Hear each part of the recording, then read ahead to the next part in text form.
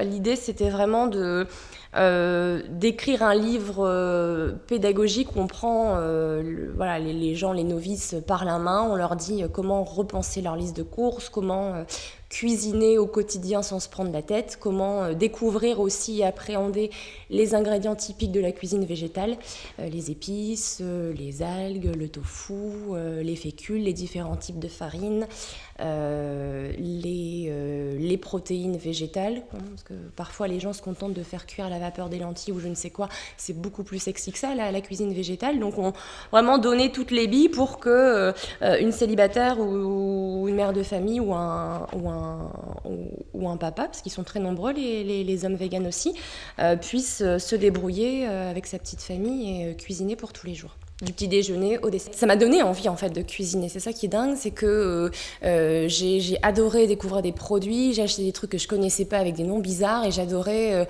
revenir à la maison, faire des tests dans ma cuisine, plus ou moins réussis, hein, mais en tout cas je faisais des tests, je me suis mis à pâtisser, etc. Et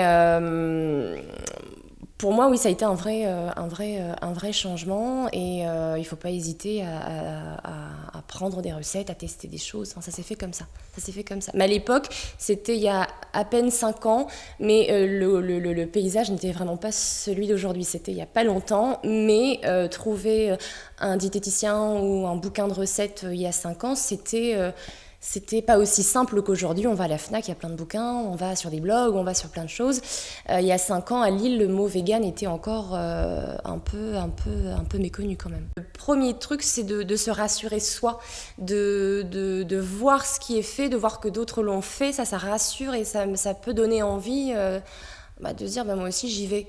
Donc c'est se rassurer par le goût déjà, il faut aimer, ne pas rester sur des préjugés qui ont parfois la vie dure. Non, les véganes ne mangent pas que des graines, ne mangent pas que des céréales ou des légumes ou des fruits, on n'est pas des lapins, hein. Donc il y a une grande variété culinaire aujourd'hui sur la cuisine végétale et c'est une cuisine à part entière. On n'a peut-être plus le luxe aujourd'hui de continuer à consommer autant de produits animaux. Donc c'est vraiment un choix qui doit être fait, et si possible assez rapidement, pour les générations qui arrivent. La planète n'a peut-être pas encore 50 ou 100 ans devant elle pour subir encore les dégâts de l'élevage.